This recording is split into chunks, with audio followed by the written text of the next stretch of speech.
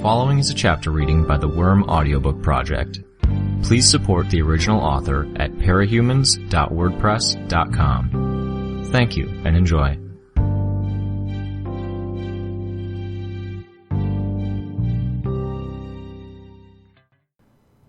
.7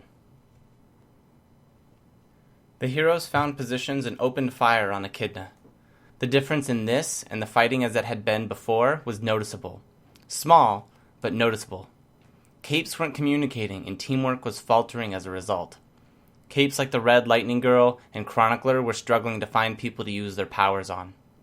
I didn't want anyone else running or flying headlong into the thread, so I gathered my more harmless and useless bugs in a thick cluster around each piece of thread, until each thread appeared to be a black bar a half-foot across. Clockblocker appeared at my side. He was in fighting shape, though he didn't look it with his damaged costume. "Anything else I can do?" he asked. "Anything else set up?" I shook my head. "She dissolves the thread if it touches her flesh, and things are too frenetic. Someone else would get hurt." "Gotcha," he said. He didn't move from where he was standing.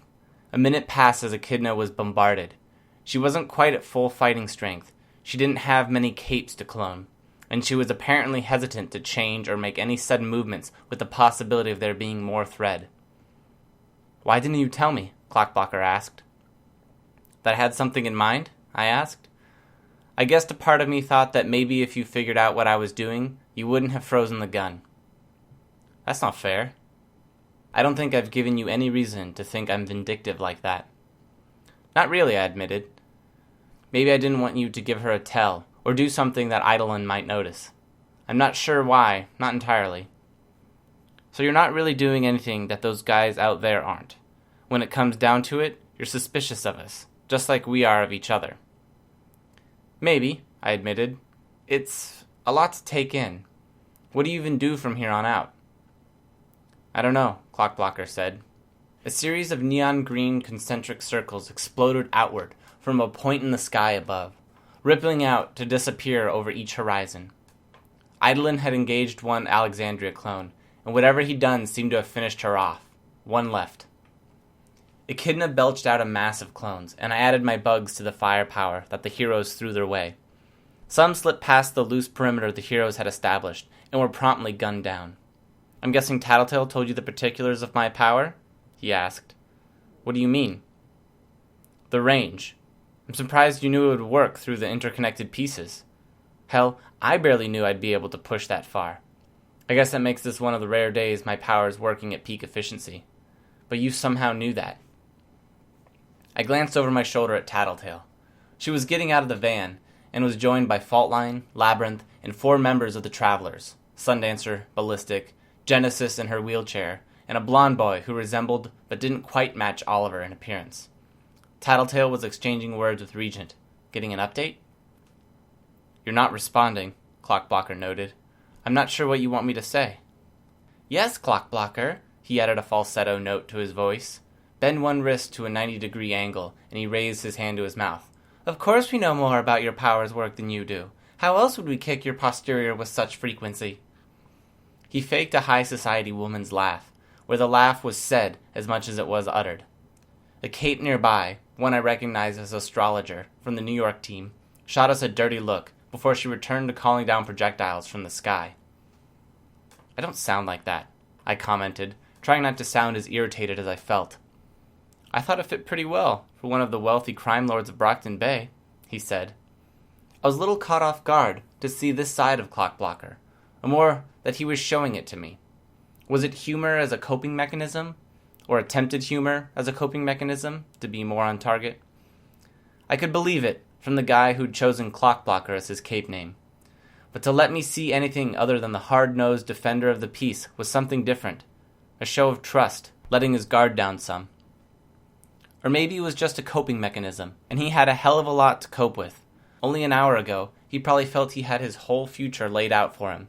A career in the wards, transitioning into a career with the Protectorate, with funds, fame and every side benefit, and piece of paper he might need to mask his real identity. Now nobody had any idea how that would work out. Another circle exploded across the sky.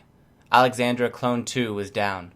Legend and Eidolon descended in Echidna's direction, keeping a healthier distance. Whatever Eidolon had been hitting the clones with, considering the area it was covering and the fact that it was apparently taking Alexandria out of action, it suggested a kind of attack that couldn't be used near the ground, because it might have leveled whole sections of the city. Tattletale caught up to me. The others in her retinue hung back. "Was that you two?" she asked. She pointed at Echidna, where the right and left sides of the monster's body weren't quite lined up. "Yeah," I said. "You realize that if you pulled off the dramatic sacrifice, Gru wouldn't be able to take it. He's relying on you to be his crutch for the time being. You can't kick it out from under him mid-step." "He's stronger than you're saying," I murmured. I eyed Clockblocker, all too aware that he was listening in. Tattletale was aware too, which meant she was trying to communicate something. "Can we finish this discussion elsewhere?" "Why don't I just leave you alone?" Clockblocker offered. "I wanted to make myself available in case you wanted to repeat the maneuver, but you're saying that's not so doable." "Not really," I admitted, "but thank you." "Signal me if you need me," he answered. Alexandra had a steel, fire-scorched girder in her hands, retrieved from a fallen building nearby. She wasn't flying, but she walked forward, relying on the girder's size and sheer presence to clear her way through the assembled capes. Her back was straight, her chin raised, as her subordinates stared. Her black costume, it was fortunate for her, served to hide the worst smears and stains from Noelle's vomit. She swung the girder at Echidna like someone else might swing a baseball bat, and Echidna was knocked off her feet and into a building face. The girder didn't bend like the traffic light had. This was a piece of metal intended to help support buildings. Echidna opened one mouth, no doubt to vomit, and Alexandria flipped the metal around, driving one end into the open mouth and through Echidna, the other end spearing out of the monster's stomach. Before Echidna could react or retaliate, Alexandra flew straight up into the air, joining Legend and Eidolon. As attacks went, it wasn't a game changer. Something else? A symbol? A gesture to us? Echidna roared, lunged, only to hit a force field. The field shattered and she stopped short, the girder rammed further through her. To say we were at full strength would be a lie. Too many had been injured. Still, we'd pinned her down. I could see Noelle atop Echidna's back, craning her head to look at me. Through some signal or some shared knowledge, Echidna was following Noelle's recommendation, avoiding sudden movements, enduring every attack that came her way, rather than risking running headlong into more frozen silk. In fairness, she still had something of an upper hand. None of our attacks were slowing her down, not really. She was healing faster than we hurt her, and our side was getting tired, burning resources. We weren't sustaining casualties, but we weren't winning this fight either.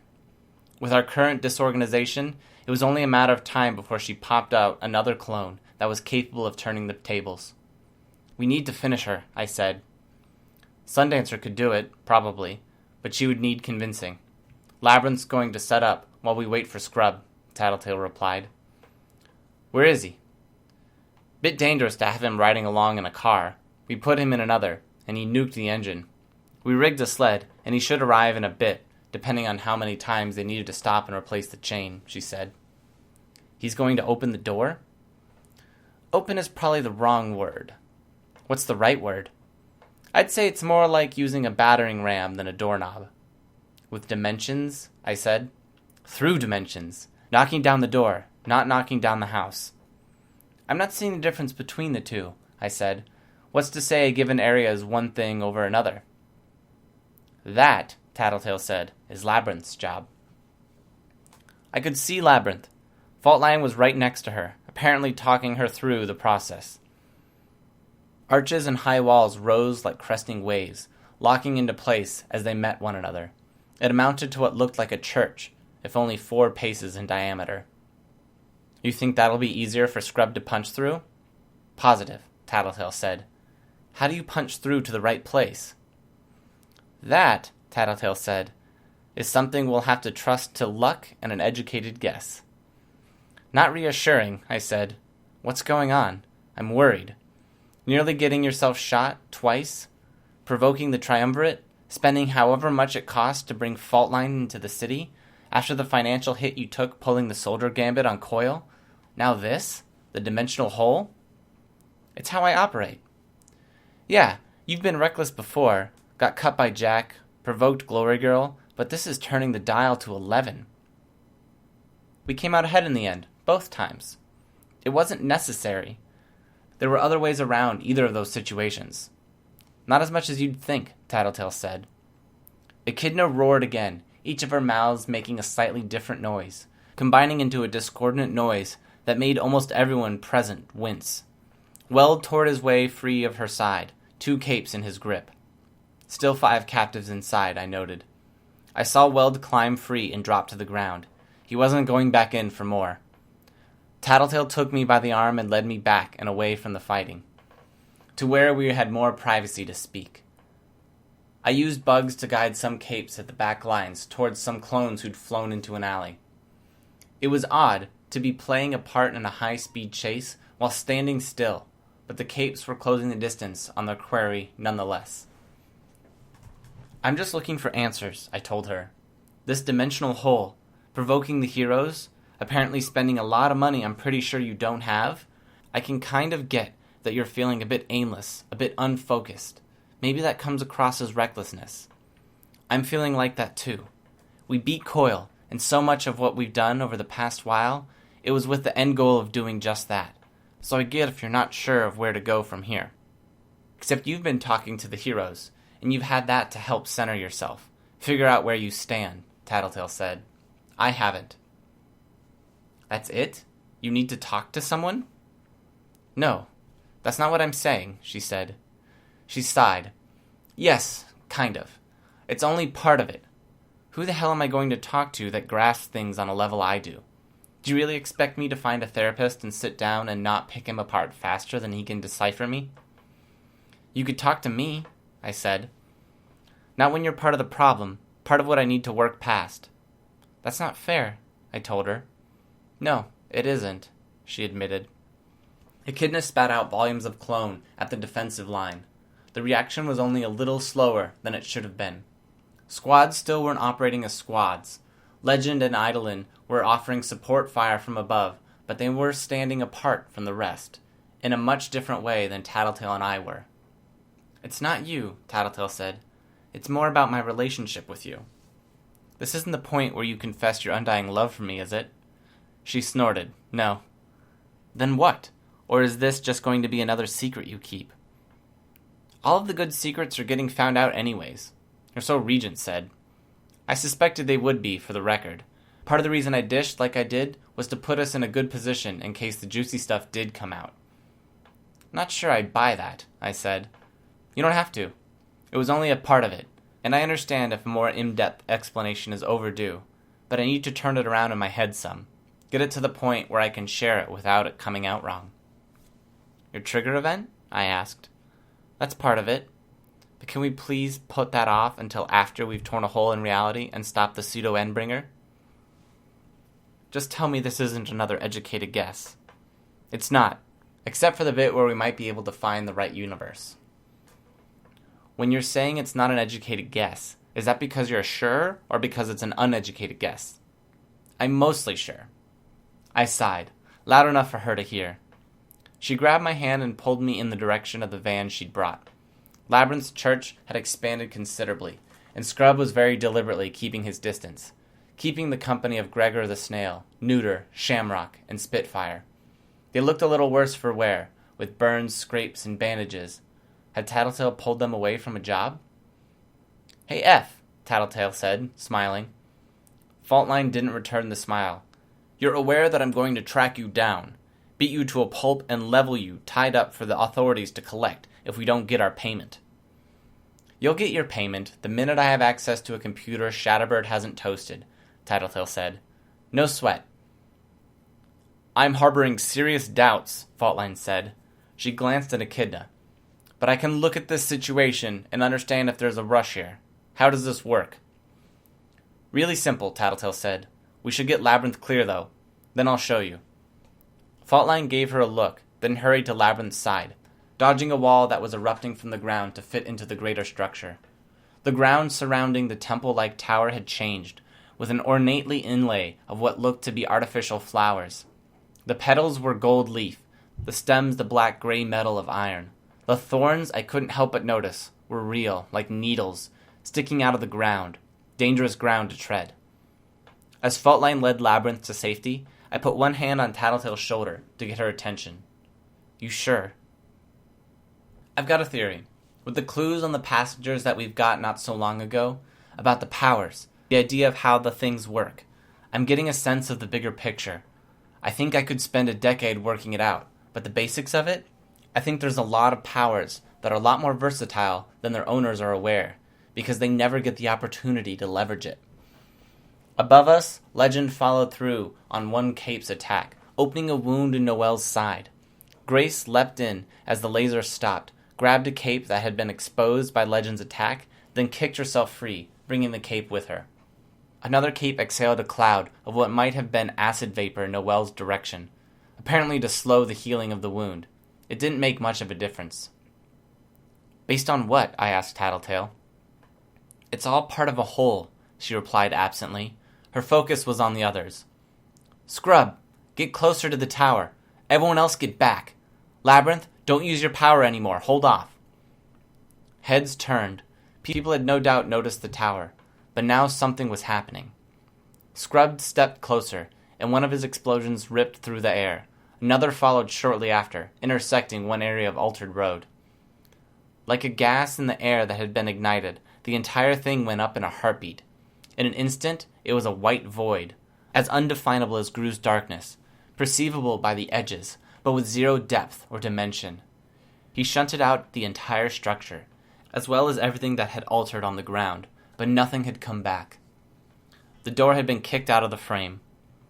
To look at it, I had almost expected a rush of wind as the void on the other side sucked everything into it, like the vacuum of space. There was only the sensation of a breeze as the air flowed into it. Alexandria landed next to us, with enough force that I nearly lost my footing.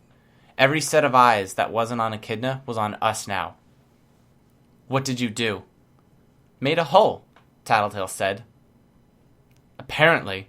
You didn't ask? You didn't consider the ramifications of this? Close it now. Who said we could close it? Tattletale asked. You're a fool, Alexandria said. She set one hand around Tattletale's neck. She could have killed Tattletale with a squeeze, but she didn't. A threat. I'd be careful, a Cape growled, from the periphery of the scene. I didn't recognize the man.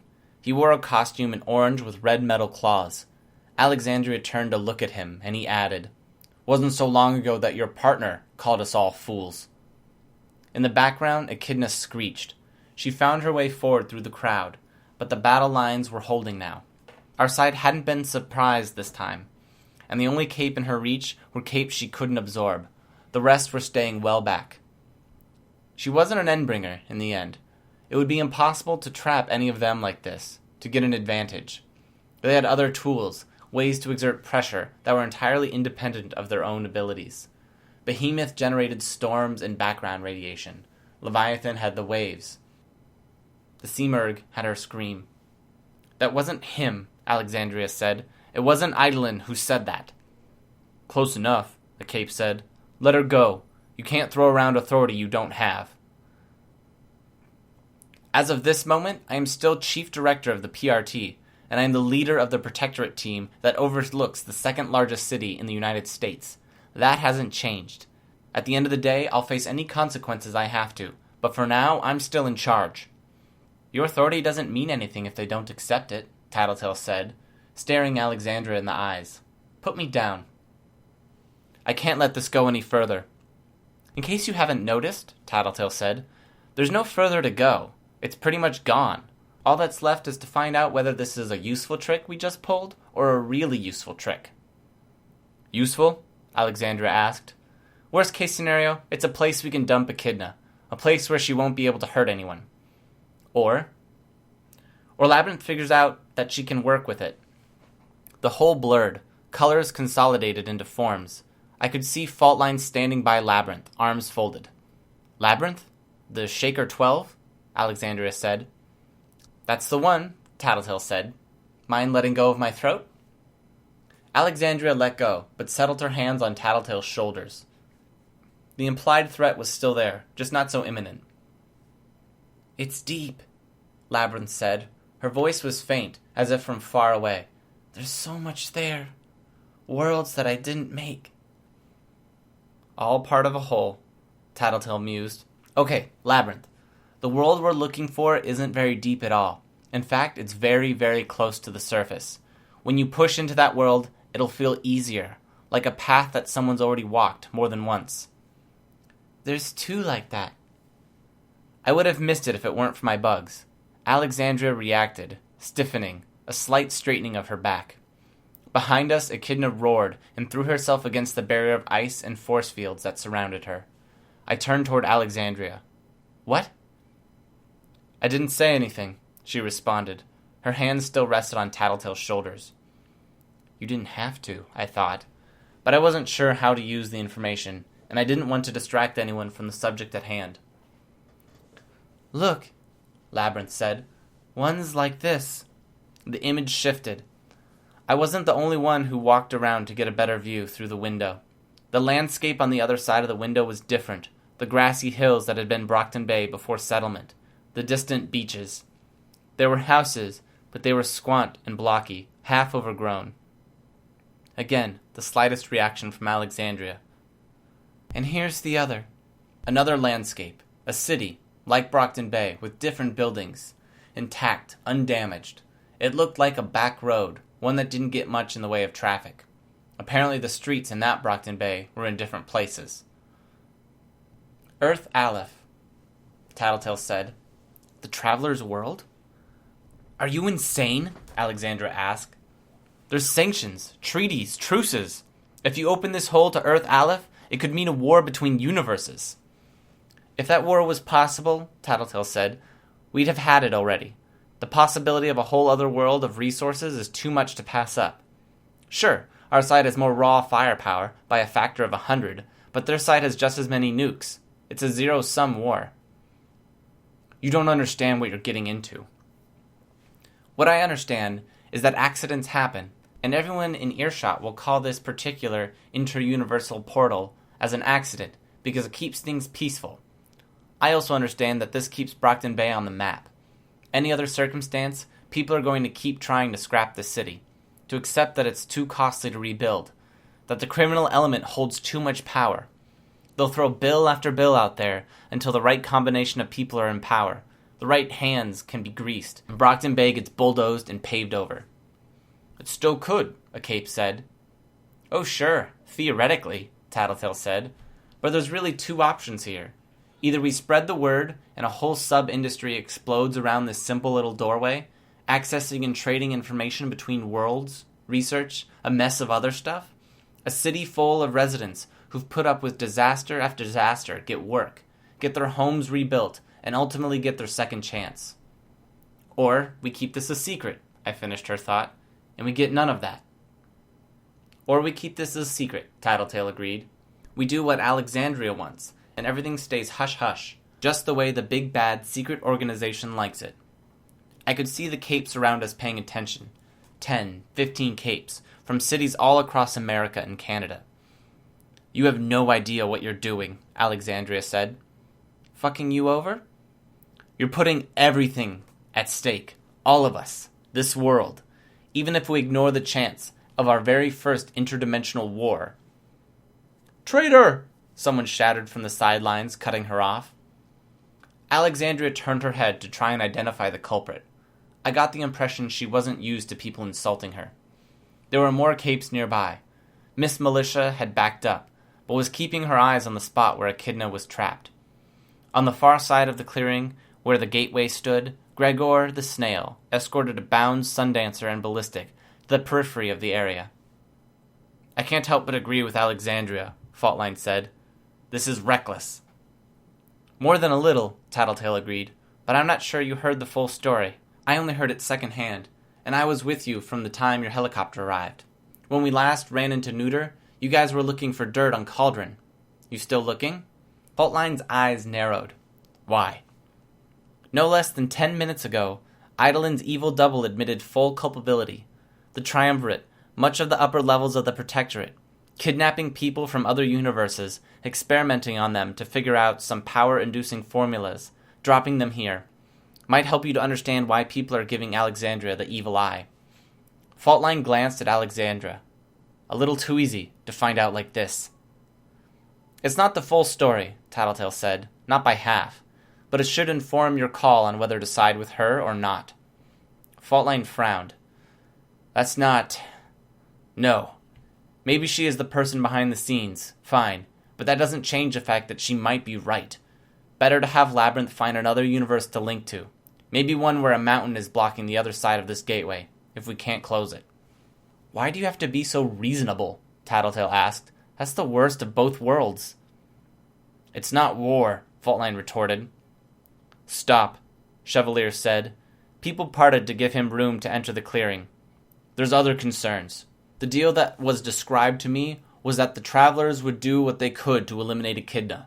Failing that, we find a way to move her through the gap and deposit her in a place where she can do no harm. That's our first priority. There was a murmur of agreement. Want to go home, Sundancer? B-Man? Tattletale asked. Genesis? Oliver? Ballistic, Genesis, and Oliver stared at the opening. Sundancer was shaking her head. What? Sundancer spoke. It's not home anymore, is it? I'm not me. Can't go back to the way things were. I've killed people. Accidentally, but I've killed. I have powers. If I went there, I wouldn't be Marissa. I'd be Sundancer. I'd be famous. If anyone found out about me, or if there was something in the media that goes between worlds, that clued them in. They don't have to know, Tattletale said. I don't know if I can. I spoke up. Are you talking about going home or killing Noelle? She was my best friend. She's not Noelle anymore, I said. Sundancer shook her head. Go, Tattletale said. She's not happy like this. You do this, then you go home. You give your mom a hug, fabricate an excuse to explain why you disappeared, and then go back to life as normal. Never use your powers again, if you don't want to. See if you can eventually convince yourself that none of this ever happened. It's not that easy. No, but it's a hell of a lot better than staying here, isn't it? Tattletale asked. She's my friend. Was, I said. It's a big difference. Sundancer looked at the mound of ice, rock, and force fields. Echidna was thrusting her clawed hands through the barriers, only for them to be reinforced. Does she have anyone inside? Tattletale started. I flew a bug into her mouth and down her throat, and she choked. No, I lied. I've been keeping track with my bugs. Weld and the others got everyone out. Saved everyone they could. If Weld had backed out and nobody else was able to free the small handful that were still trapped, that was it. Nobody was correcting me. They knew, but they weren't correcting me. Sundancer hung her head. She started approaching Echidna, her hands cupped in front of her. Move, Chevalier shouted. Clear out of the way. Capes began to retreat. Final patch-up jobs were thrown onto the mound of rock, force fields and ice before the respective capes turned and ran. It took Sundancer a long few seconds to form the miniature sun. When it was formed, she held it over her head, letting it grow with every passing second. I had to back away as the heat reached me. I could note how the ice was melting, even though it was 100 feet away. Echidna roared and threw herself against her temporary prison. Rock and melting ice tumbled away. She began to claw free until her upper body was exposed. Capes opened with ranged fire, tearing into her forward limbs and limiting her mobility. Alexandria dropped Tattletale and cast off her cape before flying in and helping to hold Echidna in place. Marissa! Echidna screamed, her voice guttural, voiced from 5 different mouths. Mars, it's too soon. I want to kill them. I want to kill them all. Kill this world. Destroy this universe that did this to me. Not yet, Mars. The sun flew forward, melting pavement as it traveled, before it enveloped Echidna, Alexandria, and the prison of ice and stone. It hung there for nearly a minute, deafening with its sizzling and crackling. The sun flickered and went out. Echidna wasn't there anymore. Only sections of her feet were still in contact with the ground. Bones and claws scorched black, crumbling and decaying like any part of her did when disconnected from the core that supplied her with power. Alexandria was there in the midst of it, panting for breath. Her costume had burned away, and only 3 metal pieces remained, including helmet, belt, and metal underwear, each so hot that they were melting and running over her skin. But Sundancer was already turning away, not wanting to see it for herself. She pulled off her mask and threw it aside. Blonde hair tumbled down around her shoulders, half covering her downcast face. Piece by piece, she removed her costume, not caring in the slightest about the watching crowd. Each discarded piece sank into the melted ground around her or smoked on contact with it. When she finished, she wore only her camisole and terry shorts. The ground was still shiny and smoking from the sheer heat as she approached, left cool and solid in her wake. She stepped into the portal without a word and then looked around, confused. She took another few steps and passed around the side of the portal as though it was merely a corner, out of sight. The other travelers went through next. Oliver and Genesis didn't look like anything but ordinary people, with no costumes or monstrous forms respectively. They merely passed through. Ballistic hesitated for long seconds. "Trickster?" "We have him in custody. He'll go to the birdcage," Chevalier said. "Good, because we don't want him," Ballistic said. He walked through the portal, still wearing his costume. "Can you close it?" Faultline asked when Ballistic had disappeared from sight. "No, not really," Labyrinth said. "I can pick a different world, so there's no war, or do like you said, find a place where a mountain covers the whole." "Feel free," Tattletale said, grinning. "In fact, that might even be more useful. Can you imagine how significant Brockton Bay might become if we had a whole unpopulated world to get to, harvest for resources, and Brockton Bay was the terminal you had to pass through?" Faultline frowned. "You used us." "I hired you. Not my fault you didn't ask for enough money." Faultline put her arms around Labyrinth's shoulders. "Can you find a world without people?" Yes. There's one with lots of trees. I'm looking all over, and I can't find anyone at all.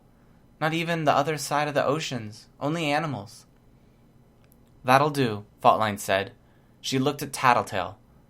"Not for you. Only because I couldn't stand to let her be responsible for an Endbringer finding a defenseless world."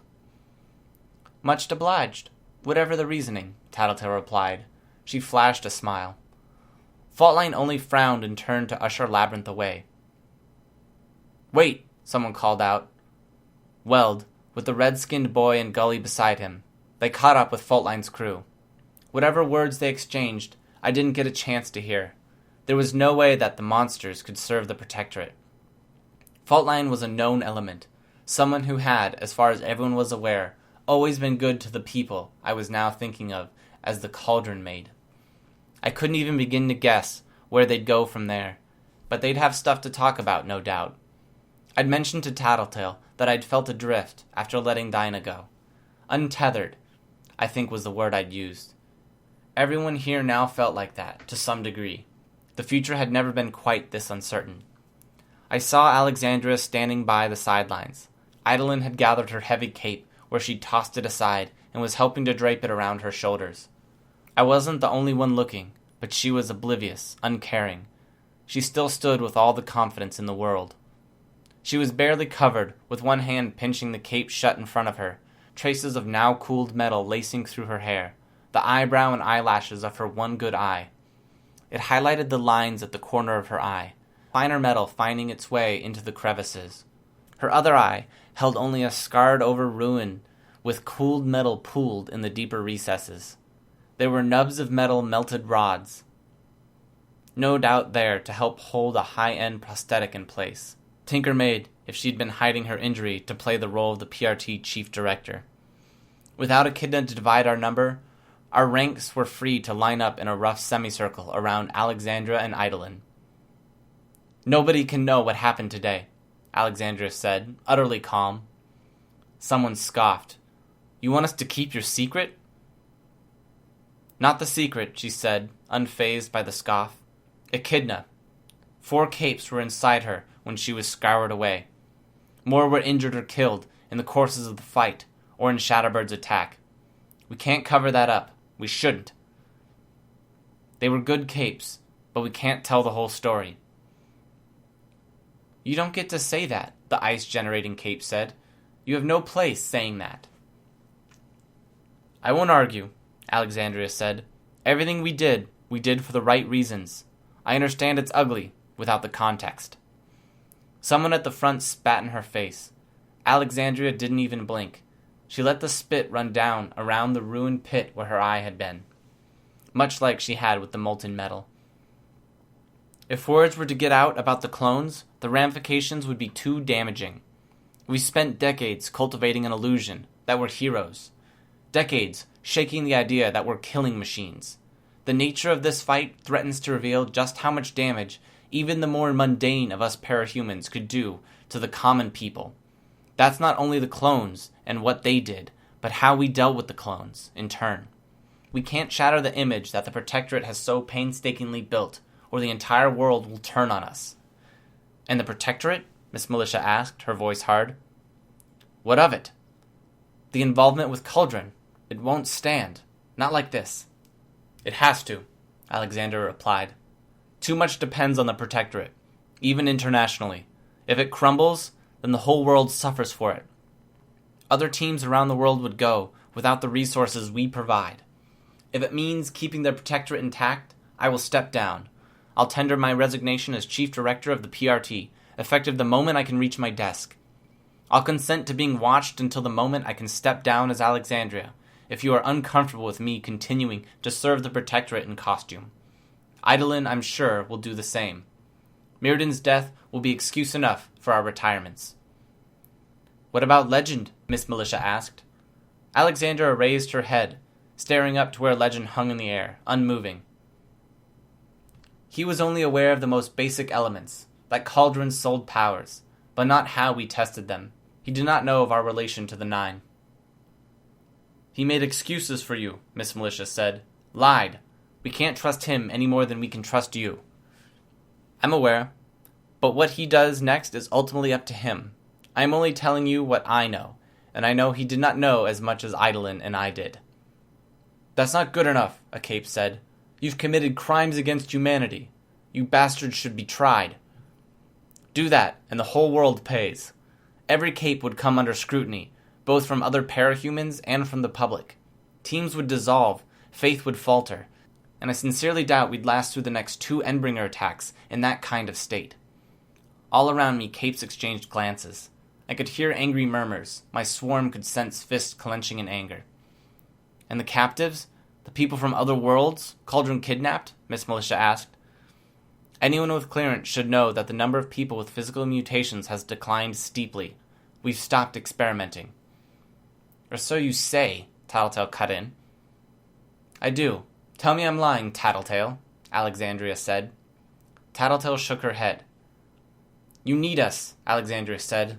If not for the assistance we can provide in the face of Class S threats, then for the image, for the idea. I'm trusting that each of you are sane enough, reasonable enough to understand that. You could come after us, but I assure you it wouldn't be worth it. And Cauldron? Someone asked. As I said, we're only barely involved. If you want to try going after them and get justice for what happened to the captives, feel free. Just know that we can't help you there. We can't give you access or information, because they're out of your reach, and in the wake of all of this, they'll be out of our reach too. I felt numb. She was everything I despised. Authority, the institution, the self-serving people in power, the untouchable. All around me I could hear angry voices, each trying to drown the others out. Chevalier was among them. Miss Militia was quiet. Tattletale was quiet, oddly enough. I started, but the voices drowned me out. My swarm buzzed with noise. People startled and jumped as the bugs moved, shifting from the various positions, where I'd more or less hidden them at elbows and in armor plates. I stepped out of the crowd toward Alexandria, then turned my back to her, facing the capes. So many eyes on me. She's right, I said, my swarm carrying my voice for effect. Voices rose in anger, and again, I had my swarm move, buzzing violently until they stopped. I'm not a public speaker, so I'll make this short. I've got a long history with the Protectorate, a hell of a lot more experience being angry with them. I wouldn't be where I am if it weren't for them, and that's not a good thing, not entirely. But Alexandria's right, not about Cauldron or the human experimentation. I don't know anything about that, but she's right that we shouldn't make any rash decisions. Talk it out with your teammates before you make a call. Maybe the various teams and squad leaders should convene, form a unanimous decision. I don't know. But don't let your anger push you to do something that affects everyone, please. A second passed. You're not with the PRT, are you? A cape asked. No, I said. So you don't have to wake up tomorrow and go to work, pretend like everything's normal. No. Work beside someone, wondering if they lied about their trigger event, if they maybe got their powers from a bottle, something made only because some psychopaths, he spat the word out at Alexandria, decided to experiment on innocent people and sell the results at a profit. No, I don't really have to wonder about that. Then where the fuck do you get off, telling us what to do then? Calm down, Javster, Miss Militia said. It's fine, I said. You're right, it's not my place, I said. I looked at Miss Militia and Chevalier. Clockblocker was just a little ways behind them. Thanks for hearing me out. Good luck. Atlas flew to my position. I drew my bugs around me and took flight, rising well into the air and hiding myself in the mass of bugs before pausing to adjust to a sitting position. I saw Legend hovering in the air. His fists were clenched, and he was looking down. He looked agonized. If I had any idea what to say, I might have approached him. I didn't. With a command, I directed Atlas away from the discussion that could decide history, maybe even the fate of the world. I sat on the railing of my balcony, Atlas's body hidden between the towel-covering railings, serving as a footrest while I fed him a much-needed meal. Unfolded pieces of paper sat in each of my hands. I couldn't stand to be there any longer. I'd said what I could, for what little it was worth, but I was too tired, the stakes were too high, and Jouster had been right. The consequences might have been world-spanning, but it was ultimately up to the Protectorate to decide what to happen next. I didn't like feeling that helpless. Beneath me, some kids from my territory were carrying boxes of treats I'd ordered 2 days ago. They'd take more than their fair share, but they'd distribute the treats to the other people in my territory, people who had likely gone a good little while without a chocolate bar or bag of chewy candy. There hadn't been any clones in my range as I zigzagged my way to the north end. No signs of swarm activity. I stopped by home, checked things over with my bugs, and my dad was there, more or less fine. I'd go home in just a little while. It wasn't a peaceful place, though. This was. My territory. Being with people I had taken care of. People I'd protected and fought for. My heart was easier here than it was around my dad. I was aware of the approaching figure, twisted around to get a look at Lisa. Can I come up? I pointed at the door, followed her movements as she navigated her way past Charlotte and up the stairs. She reached the balcony and stepped out to hop onto the end of the railing opposite me. I own the land the whole to the other universe is on, Tattletale said. Or Coil's fake name does. And I can finagle that so I have control over it. I nodded. The meeting? Did they decide? Legend left first, then Alexandria and Eidolon. The heroes were still talking when I left. Okay, I said. That didn't mean anything, not exactly, but it was better than the alternative. The longer they talked, the more tempers would cool. Perversely, I almost hoped that Cauldron had the clout to silence a few angry voices. I could only hope that they were few and far enough between that the story wouldn't reach the public. Rex, Tattletale said. His name was Reggie, but he got into sports in high school. They started calling him Rex until everyone used the name. I don't mean this to be insulting, but you were kind of opposite in a lot of ways. He was the popular guy, charming. Your boyfriend? She laughed, a short sound. My brother. Oh. My family was well-to-do. I think that's come up? Yeah. When you're that rich, When you have people working under you who do the chores and handle the stuff that you'd normally do with your family, sometimes it's hard to stay a family, you know? Not really, I thought, but I nodded. She gave me a funny look, but she didn't call me on it. It gets to this point where, your cool older brother only spends time with you because it's his duty as a sibling. And when you realize that, it sort of hurts, makes it insulting. I think I caught on to that around the time I started high school. I stopped accepting those token offers of siblinghood. We were brother and sister, we lived in the same house, went to the same school. Our paths crossed, but we didn't interact. We were strangers. He was caught up being the popular senior, and I kind of resented him for it. For not being a brother? Lisa shrugged. Don't know. More for acting like a brother than not being a real brother. For being the popular kid, being the favorite child, heir to the family business. What happened? I started noticing he was in rough shape. The smile seemed fake. He'd get angry easier. Was bottling something up inside. What was it? Lisa shrugged. I've dwelled on it so long, I've imagined possibilities and derailed my train of thought. Even with my power, I can't guess. And something happened? He slowly got more and more distant. He'd faked more smiles, got a little more angry, a little more reckless, and then one day, he offed himself. Just around the corner, some kids were screaming and shouting as they played. One boy was pelting another with chocolate pellets. The victim shrieked in pain. My bugs swept over the boy with the chocolates, and the pair froze. They looked around, trying and failing to see me, then ran for the nearest alleyway, fight forgotten. I'm sorry, I said. So am I, Lisa sighed. I've spent so long trying to figure it out, but I couldn't. You think the star athlete might be gay, but it wasn't that. Something else. I let on to my family that I'd noticed something after, and they started blaming me. They were grieving, but that doesn't excuse it, does it? I shook my head. Calling me stupid, an idiot. Lisa looked away. It got to be too much. Like I was in a pressure cooker. Everywhere I went, it was about him. And there was always this feeling, like everyone was aware that I'd known something and hadn't spoken up. Hadn't done something to help. I think I had my trigger event while I was asleep, tossing and turning and dreaming about it all. And then boom, I wake up and I start figuring stuff out, with killer migraines on the side. Maybe if I'd caught on that it was the power sooner, I might have been more secretive, but my dad caught on. Did a complete turnaround. Faked affection, hid the real feelings, all to get me to use my power for the family's benefit. Lisa shrugged. I was already seeing too much ugly, even before the powers. Seeing more of it, seeing when people were being fake, when everything else was still screwy because of Rex's suicide. It was too much. I took more money than I should have from my parents, and I ran. And Coyle eventually found you? She nodded. And I eventually found you. I took one look at you, and I had a grasp of what was going on.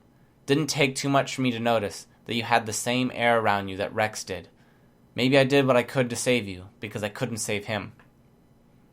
Earlier, you said that you couldn't talk to me about the problem because I was the problem. I saw it when you pulled the trigger, off Coyle. You saved Dinah, and you described how you felt adrift in the aftermath of it. But you found a new focus. You could fight Echidna, save the city. Me? When you shot Coyle, I realized I was done. I'd helped you out of the same trap of despair Rex had been in. Don't know if the road I helped you down was a good one or bad, but I'd finished. But why be reckless? Why take the risks? Because I did what I had to do. I helped you, and I still feel like the stupid, self-obsessed little child that let her big brother die. It wasn't conscious, but maybe I felt like I needed to up the stakes. Pull something dramatic. Show that with these crazy smart capes like Alexandra and Faultline around, I could still be the smartest person in the room. And do you feel like the smartest person in the room? I asked. She stared out over the cityscape. Maybe. Maybe when the inter-universal trade takes off. Can you imagine? With me and you as the top dogs, the whole world will pay attention to us. I hopped down from the railing, walked around Atlas as I made my way to Lisa. I wrapped my arms around her, and she returned the hug. I crumpled the papers in my fist. Hi, this is Snagger, You just finished listening to a chapter from Arc 19, Scourge, from the web serial Worm by Wildbow. This production is brought to you by the Worm Audiobook Project. If you would like to know more about us, or to volunteer your own services, please check us out at audioworm.rein-online.org. You can download or listen to every chapter directly from our site, or you can find us on iTunes or any podcast app under Worm Audiobook. Thanks for listening.